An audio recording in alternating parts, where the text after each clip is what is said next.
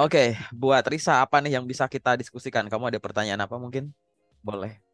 Baik, saya izin bertanya ya Pak. Jadi selama berapa bulan sebagai job seeker kan saya mencari pekerjaan di berbagai sumber ya. Ada di LinkedIn, kemudian ada di job portal, ada di Instagram juga. Tetapi kenapa kalau yang di job portal kayak Jobstreet, Glints, Kita Lulus, dan lain sebagainya itu sangat jarang buat dapat di reach out oleh HRD seperti itu Pak. Menurut saya Oke, pertanyaannya oke, itu Pak. oke. Aku jawab dulu ya satu-satu ya. Masing-masing Iya. orang memiliki journey atau experience sendiri-sendiri terkait dengan melamar pekerjaan. Orang sejurusan, orang seangkatan belum tentu punya metode yang sama. Nah, orang yang memiliki berbagai sumber, job portal, website apa gitu ya, itu tidak bisa 100% berpatokan lewat kata-katanya orang. Ada orang yang bilang, panggilannya banyak loh lewat website aja. Belum tentu kita gitu. Panggilannya banyak lewat Iya. LinkedIn, job portal A dan lain-lain. Belum tentu. Makanya yang harus kita lakukan adalah kita harus mencoba semuanya dengan optimal dulu. Oke. Jadi kita harus punya benchmarknya adalah kita menyadari bahwa kita harus menggunakan semua sumber itu dengan alasan kita nggak tahu loker yang cocok buat kita itu akan rilis di hari apa, lewat channel yang mana. Jadi harus dicek semuanya. Setelah itu kita rekap dulu performa kita biar nanti kita bisa evaluasi. Oh, dalam waktu seminggu nih loh udah 1.000 lamaran. 1.000 tuh 200 dari job portal A, 200 B, C, D, E, dan lain-lain. Akhirnya nanti akan ada pemeringkatan dalam arti misalkan, oh dari sekian yang 1.000 yang aku lamar, yang ada respon tuh 100 katakanlah. Gitu. Berarti rasio responmu adalah 10% gitu kan. Dari 1.000 yang dilamar, 100 yang respon. Di breakdown lagi, dari 100 yang lamar, yang respon, berapa yang nolak, berapa yang cuma ngintip, berapa yang ngasih kesempatan ke tahap selanjutnya. Lihat porsinya di situ. Nah, kalau memang itu sudah kamu lakukan, dan di dalamnya itu ada job portal yang ada porsinya di situ yang menurutmu kayaknya kok nggak sesuai dengan yang aku ekspektasiin. Nah, itu jangan buru-buru di take down. Maksudnya take down tuh ya udahlah aku pakai yang ini aja, job portal nggak berguna nih aku tinggalkan. Jangan. Tapi dicek ulang dulu apa yang terjadi sama job portalmu. Nah, di sini ada beberapa kemungkinan kenapa job portal kurang perform. Oke. Yang nomor satu adalah berkaitan dengan kelengkapan infomu di akun job portal itu. Jadi info-info yang ada di CV itu nanti kamu duplikat kan kayak ke job portal gitu. Iya. Tapi banyak orang kurang memahaminya gini. Kalau CV itu kan lembar halamannya terbatas. Satu halaman, dua halaman, tiga halaman. Pada saat kita memasukkan informasi ke job portal, patokan kita itu bukan halaman CV, tapi jumlah karakter yang diizinkan di job portal tersebut. Contoh, misalkan kalau di CV itu kita jabarin suatu pengalaman kerja ya cuma bisa berapa nih misalkan 10 baris gitu. Karena CV kita cuma 2 halaman dan udah full. Pengalaman kerja kita, satu pengalaman kerja dia cuma 10 baris. Di job portal, ya jangan langsung copy paste. Kan ada kuota karakter, paham nggak? Di sini kuota kertas, sini Iya. kuota karakter. Nah, kuota karakter ini optimalkan aja. Gunanya buat apa? Nambah kata kunci. Yang di sini kamu Hmm. kata kuncinya terbatas, di job portal itu masih bisa ditambah. Bukan membual ya, bukan kayak bahasa dipanjang-panjangin. Kata kunci. Kata kunci itu berasal dari apa? Misal, kamu pengen ngelamar kerja yang sesuai dengan jurusanmu, ya kan? Kamu sudah punya pengalaman-pengalaman yang berkaitan dengan jurusanmu, entah itu praktikum, entah itu project, entah itu magang. Nah, istilah-istilah di bidangmu, entah itu metode-metode, tools, alat-alat, hardware, software, nama-nama mata kuliah, keilmuan, istilah-istilah bidangmu, itu kan mungkin di CV ini nggak bisa dijabarkan secara banyak. Di job portal Iya. ya pembatasnya itu adalah kuota karakter, optimalkan aja kuota karakter itu gitu loh. Gunanya buat apa? Balik lagi, job portal itu dia akan menarik informasi ya kayak ATS gitulah, dia ada sistem perankingan gitu. Jadi Hmm. kata-kata informasi yang ada akan diekstrak, dicocokkan gitu ya, sesuai dengan ibaratnya pengalamanmu, akunmu, CV-mu diekstrak ada kata kunci. Di akun job portalnya recruiter juga ada kata kunci. Kata kunci ini nanti akan dicocokkan gitu. Korelasinya berapa persen? Makin tinggi korelasi, dia akan ada di urutan paling atas. Nanti ada di halaman rekomendasi akun rekruternya. Nih loh, berdasarkan matching matching by system gitu ya. Ada yang by AI gitu. Ini yang paling cocok nih, istilah kosakatanya masuk dari mana ya tadi? Kata-kata kunci tadi, gitu. Makanya harus disadari, nggak serta-merta yang ada di CV ditulis seadanya begitu. Karena pembatasnya di job portal itu adalah kuota karakter, gitu. Kuota karakter ini tidak hanya meliputi itu aja. Misalkan apalagi di job portal ada kadang informasi yang ibaratnya wajib diisi, ada yang boleh diisi, boleh enggak, gitu. Jangan sampai yang nggak wajib diisi nggak kamu isi, padahal kamu punya, gitu. Hanya karena apa? Hanya karena kita buru-buru pengen ngelamar, ya kan? Gara-gara mager banget nih, jabarin lagi loh, nggak apa-apa. Ibaratnya kamu ngisi sekali untuk selamanya kok kalau kamu masih pakai job portal itu. Sekali dalam setahun misalkan kayak gitu, ya kan? Jadi nggak masalah gitu. Itu termasuk kuota, itu, ya kan? Gitu. Jadi itu termasuk kuota-kuota yang harus memastikan tadi. Jadi kadang orang buru-buru langsung take down, udah nggak usah karena itu tadi batasan ini tuh kayak buru-buru gitu. Ya. Ini cuma dari optimasi kata kunci dulu nih. Gitu. Dah tuh, dicek optimasi kata kunci. Katakanlah udah bener semua nih ya. Gitu. Jadi udah diisi dengan lengkap. Ingat kuotanya adalah karakter yang diizinkan. Ditabrakin dulu ke jumlah maksimumnya gitu ya. Setelah itu, kalau udah dari sisi situ, selanjutnya adalah berkaitan dengan apa? Kualitas lowongan kerja yang kamu lamar, gitu. Lowongan kerja yang ada di suatu job portal itu, jadi job portal itu kan tempat menghimpun, ya kan? Gitu. Tempat menghimpun suatu loker. Banyak loker, karena pasar. Jadi yang ini dari sana, cek di tempat set, tempat berkumpulnya ya tadi loker perusahaan dan ini ya gitu. Anggap aja ini tuh job fair online nonstop. Nah, paling gampang gitu job portal tuh paling Hmm. enak kayak gitu. Job fair online nonstop kayak gitu. Nah, saat kamu udah sadar itu, lihat loker-loker yang sejauh ini kamu lamar gitu. Orang bisa dapat kerja tuh karena tiga hal. Ada keinginan, ada kesempatan, dan yang tengah adalah ada kemampuan. Nah, sekarang lihat dari sisi kesempatan tadi, loker-loker berkualitas semacam apa yang kamu sejauh ini tuh klik atau lamar gitu. Riset dibaca aja kan ada historinya kalau di job portal ya. Ini perusahaan apa sih? Ini posisinya apa sih gitu. Ibaratnya tuh kamu tuh bener-bener memasukkan kata kunci yang dibutuhkan untuk profesi itu nggak di akunmu, di CV-mu. Jangan-jangan nggak match. Hmm. Kamu ngerasa aku udah masukin kata kunci, tapi cuma dari sudut pandangmu. Tapi kata kunci dari sudut pandang profesi itu belum banyak kesebut. Nah, caranya gimana? Mungkin kamu bisa riset. Risetnya paling gampang gini. Kamu list pekerjaan-pekerjaan yang lagi kamu incar tuh apa? Profesi yang kamu incar. Setelah itu, kamu breakdown. Profesi-profesi tadi menuntut orang bisa apa? Jadi, misalkan, oke aku pengen jadi ini, udah di list kan. Setelah itu kamu googling aja. Kualifikasi orang untuk menjadi A. Kualifikasi orang untuk menjadi B. Dalam penjabaran kualifikasi yang bahkan kamu cari di Google juga banyak, temukan kata kunci di situ. Gitu. Contoh simple. Aku pengen lamar kerja jadi ART. Ini contoh paling sering aku jadiin contoh ya. Pengen kerja jadi ART. Kualifikasi ART. Mampu melakukan ini. Terus aku baca poin-poinnya. Oh, berarti kalau ART itu kata kuncinya di sini tuh masak, ngepel, nyapu, nyuci, nyetrika, disiplin, sabar, tanggung jawab, jujur. Nah, istilah-istilah itu pastikan ada di penjabaran di job portalmu. Gitu. Oke, gitu. Jadi itu caranya gitu, Hmm. mengekstrak dari internet dulu ibaratnya gitu. Untuk memastikan tadi, ya. Terus dicek juga, jangan sampai gini, jangan sampai kalau kata kunci itu nggak dimasukkan, kamu punya kemampuannya, kamu punya keinginannya, tapi sistem, kan job portal kan pakai sistem dulu nih, rekomendasi atau bahkan udah dikunjungi sama rekruternya, dari apa yang tertulis belum menggambarkan kalau kamu mampu itu, baru menonjolkan bahwa ini orang tuh pengen, buktinya pengen makanya lamar, ya kan?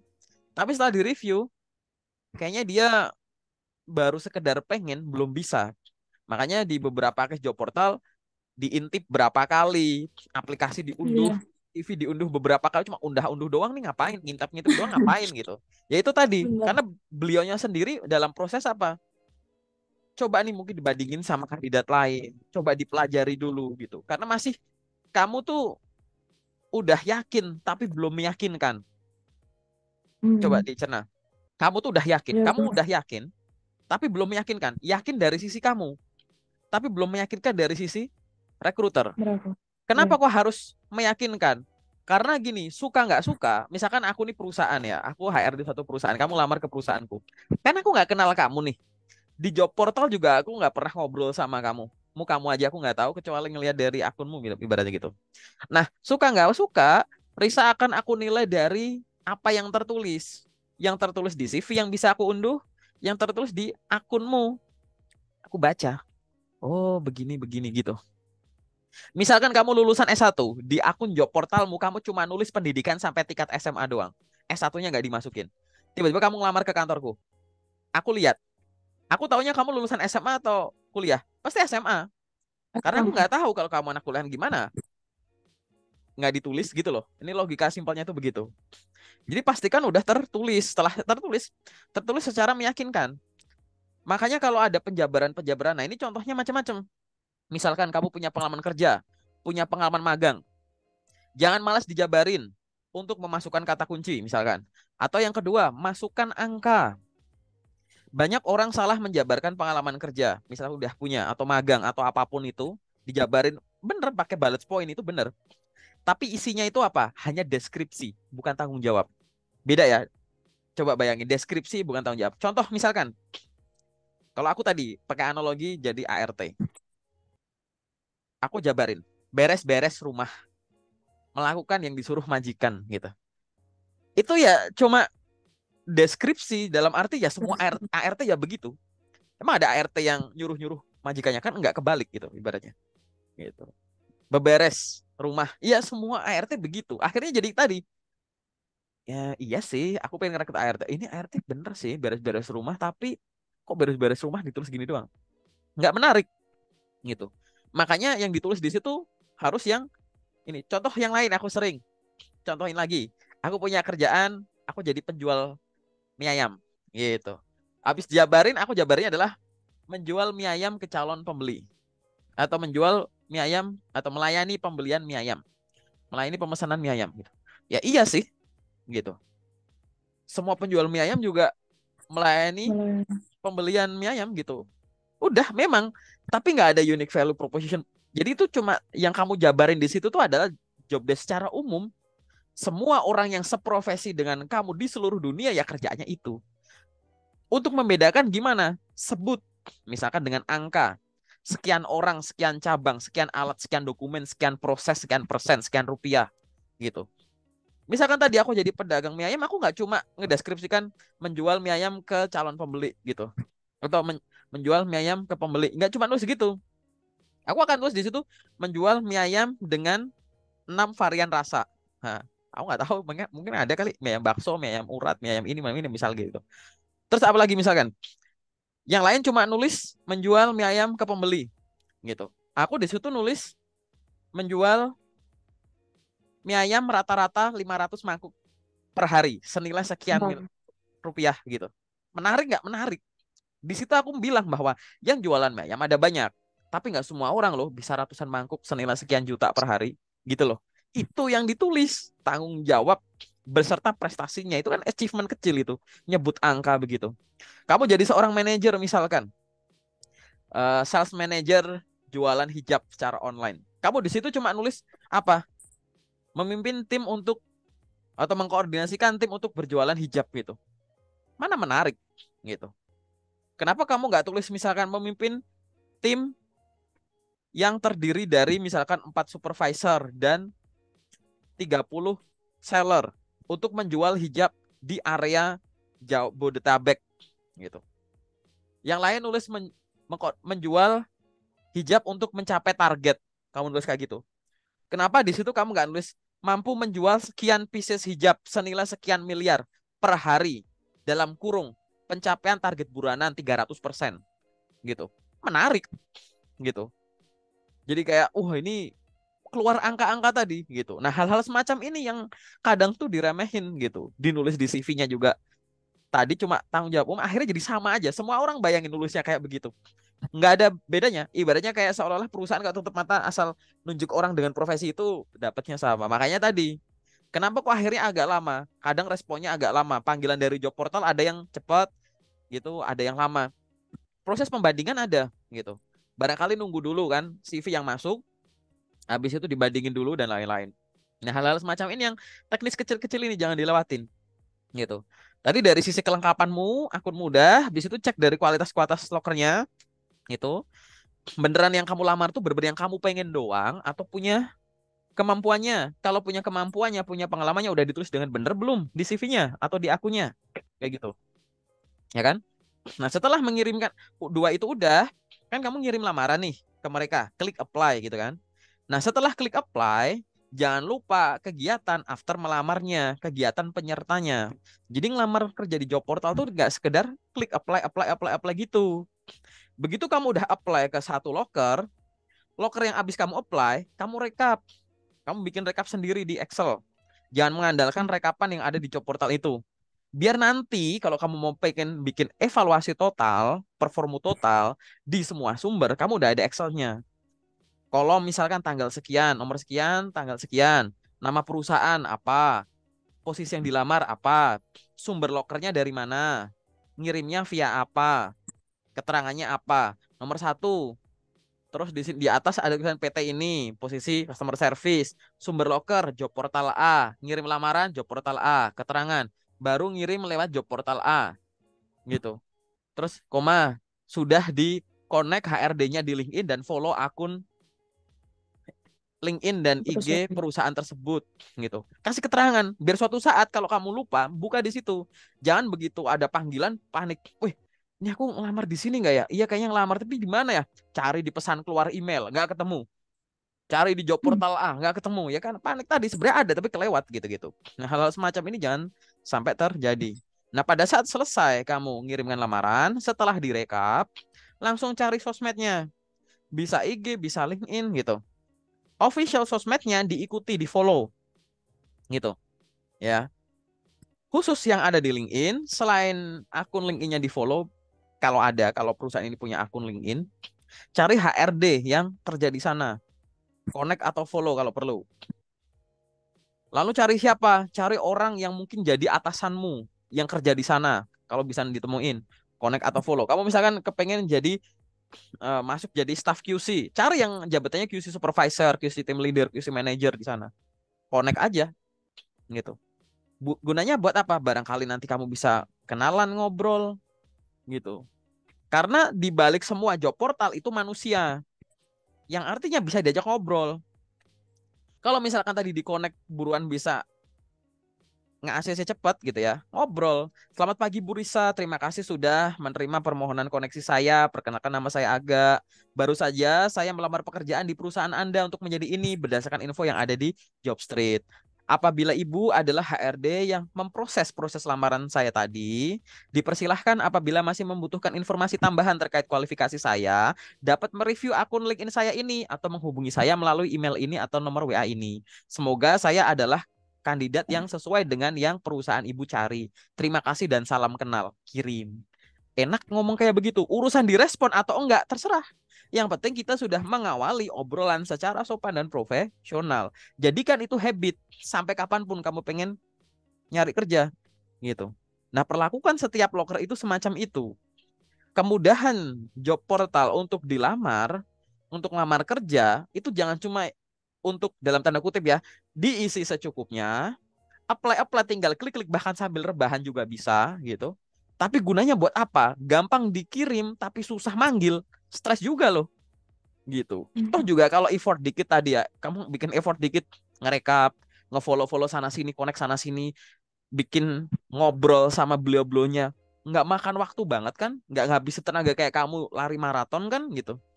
Lakuin saja gitu. Gitu. Ini sebenarnya adalah cara untuk mengalahkan orang yang lebih hebat dari kamu. Maksudnya gimana? Orang yang satu profesi dengan kamu atau dengan background pendidikan atau background apapun yang mirip sama kamu yang lebih hebat dari kamu pasti banyak, ya kan? Kalau kamu pinter-pinteran sama mereka, mungkin kamu kalah. Tapi kamu kalahkan mereka di tengah ini namanya tuh peperangan persaingan konvensional. Kalau konvensional tuh apa? Ada loker, lalu banyak orang ngirim lamaran bareng. Terus gitu. Itu konvensional. Tapi kamu harus punya pemikiran gini. Orang yang lebih hebat dari aku untuk ngelamar posisi ini banyak. Tapi orang yang lebih hebat dari aku tadi, sebagian nggak follow-follow dan connect-connect ke perusahaan, ke orang-orangnya. Aku lakuin itu. Itu caramu ngalahin orang yang lebih hebat dari kamu. Gitu. Ngelakuin yang mungkin mereka nggak lakuin karena malas. Karena tadi lengah gara-gara gampang aja kan lewat, oke lewat laptop bisa. Karena lewat HP sambil rebahan bisa. Scroll ada klik, klik, klik gitu. Gitu. Lalu apalagi? Mungkin yang follow-follow perusahaan ada, tapi nggak nyari sampai ke HRD-nya. Ajak ngobrol gitu-gitu. Nah, hal-hal semacam ini yang bisa kamu lakukan terkait dengan job portal gitu. Ini udah banyak nih. Apakah kegiatan itu semua sudah cukup? Enggak. Masih ada lagi yang terakhir yang harus kamu lakukan, yaitu kamu harus menyadari pihak perusahaan itu lagi nyari orang kayak kamu, katakanlah. Ya kan? Di sini sebenarnya ada dua proses. Proses kamu menemukan perusahaan dan sebenarnya proses perusahaan menemukan kamu. Apa yang harus dilakukan? Selama kamu jadi seorang job seeker, jangan susah dicari sosmednya dan jangan susah untuk dinilai keprofesionalan kamu dari sosmednya. Kamu lagi nge-branding dirimu yang jago di bidang misalkan tadi QA, QC, R&D. Kamu sibuk ngelamar kerja kayak gitu sambil nge-follow up tadi. Tapi ingat, coba pikirkan, gimana caranya kalau ada HRD ngunjungin akun LinkedIn-ku, mereka tuh percaya kalau aku tuh jago di bidang QA, QC, dan R&D. Gitu. Bikin postingan rutin soal bidang-bidang itu, sharing ilmu itu. Gimana kalau misalkan mereka ngunjungin akun IG-ku ya? Nah, sekarang bayangin aja. Namamu gampang dicari. Ketemu IG-nya diprotek. Kadang nggak diprotek isinya cuma following follower, nggak ada postingan. Padahal itu bisa. Postingan kamu sesekali oke lah ada postingan yang berkaitan dengan interaksimu dengan teman-teman. Itu yang menunjukkan kamu tuh orangnya apa? Gampang bersosialisasi dan komunikasi sama orang. Oke. Misalkan kamu ada porsi di bagian reels gitu, video pendek. Kamu taruh misalkan ya kamu sharing bikin konten simpel-simpel aja terkait bidangmu. Sharing di sana. Kamu bikin video pendek, kamu upload ke LinkedIn-mu, kamu upload ke IG-mu, kamu upload ke TikTok-mu, kamu upload ke YouTube-mu, ibaratnya gitu. Jadi nanti akhirnya dimanapun orang-orang ngelihat sosmedmu, selain ngelihat bahwa kamu orangnya asik, gitu, kamu orangnya ya kayak orang pada umumnya bisa bersosialisasi, tapi kamu di situ punya suatu keilmuan yang kuat di situ. Yaitu tadi, gimana ceritanya kalau kamu punya akun LinkedIn, dibikin secukupnya, ya kan? Infonya nggak lengkap, nggak banyak postingan, temennya dikit, terus dikunjungi sama HRD gitu kayak ininya udah secukupnya gitu. Posting rutin. Aku kalau misalkan jadi penjual mie ayam tadi, aku pengen branding kayak gitu. Oh, di IG ku aku taruh tadi. Wah, gitu. Tips-tips ini soal mie ayam, soal ini testimoni pembeli-pembeli gitu. Aku penuhin atau di LinkedIn-ku gitu. Cara bikin mie sendiri, bikin mie dari sayuran, dari ini gini-gini. Kasih tips ini tuh. Orang akhirnya ngunjungin sosmedku, mau nyasar di sosmedku manapun orang percaya bahwa aku kuat di bidang itu gitu. Karena ini merupakan suatu kegiatan penyerta dari apa? Ya dari ngelamar kerja tadi. Kenapa ini harus dilakukan? Kita harus ingat, kita hidup di era digital. Gitu. Orang akan dikenal secara online dulu sebelum dikenal secara offline. Nah, gitu. Ada orang yang dapat kerjaan atau kesempatan kerja gara-gara melamar pekerjaan terus lolos, lolos, lolos, lolos, lolos.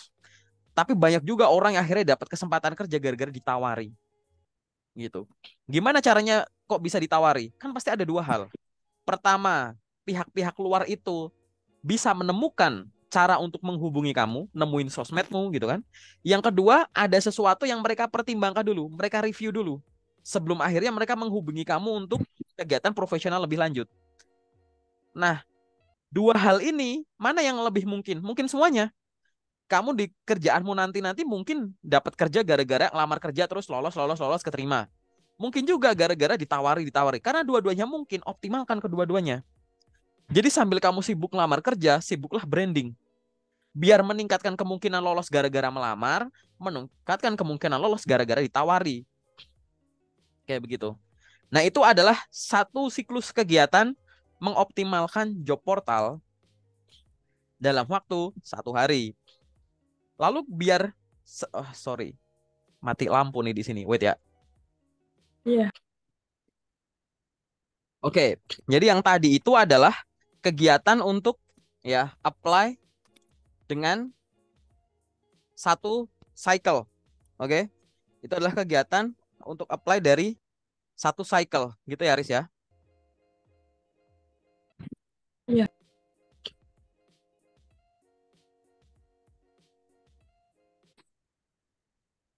Oke, suaraku udah jelas lagi. Sorry sorry, habis ada iklan nih gitu. Udah.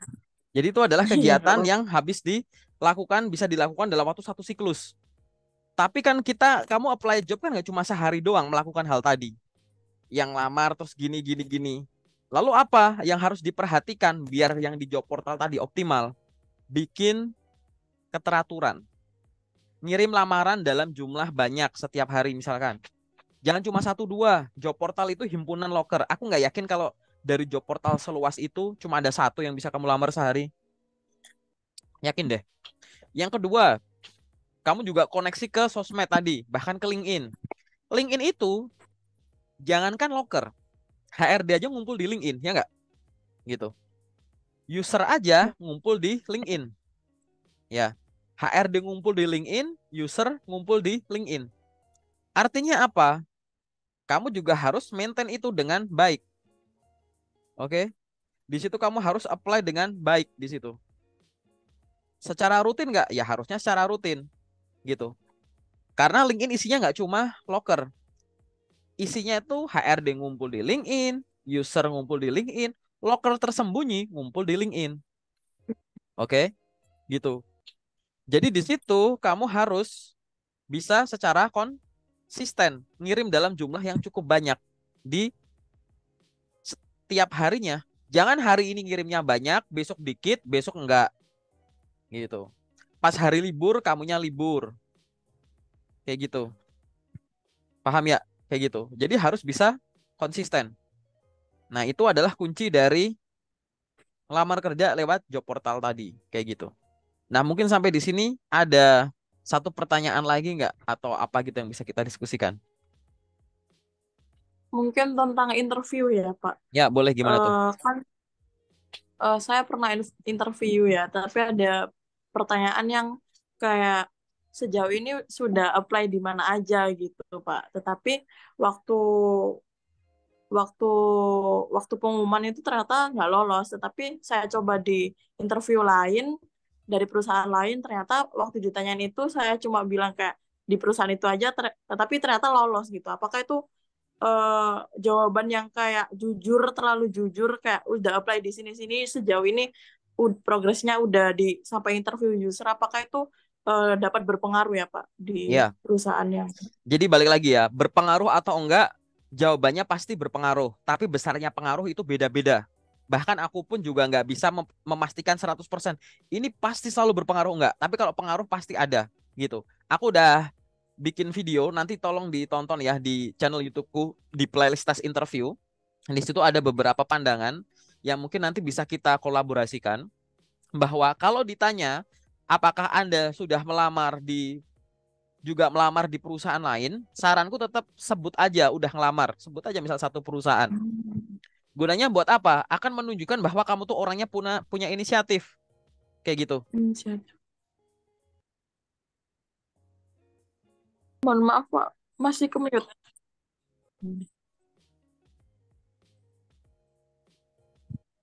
Mohon maaf Pak, nggak terdengar suaranya. Cek cek, kedengaran nggak suaraku? Udah. Ya, sudah. Udah ya? Udah kedengeran?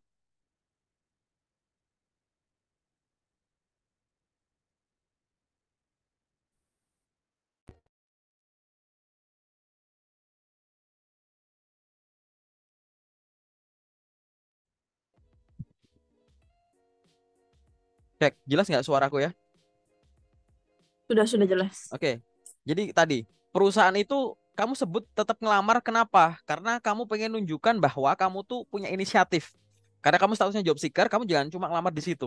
Yang kedua, kalau bisa sebutkan ke perusahaan yang kamu ngelamar kerjanya itu di bidang yang sama, boleh profesinya sama atau serumpun, kayak gitu. Itu menunjukkan bahwa lo ini anak memang beneran pengen kerja di posisi ini, bukan asal ngelamar. Contoh misalkan di perusahaan yang sekarang nanyain kamu itu tadi, apakah kamu ngelamar di perusahaan ini? Kamu jawab misalkan, oh iya kamu di perusahaan ini lagi ngelamar jadi staff QC misalkan. Nah, kemudian di perusahaan lain kamu ngelamar jadi driver. Kemudian di perusahaan lain lagi kamu ngelamar jadi yang lain lagi gitu.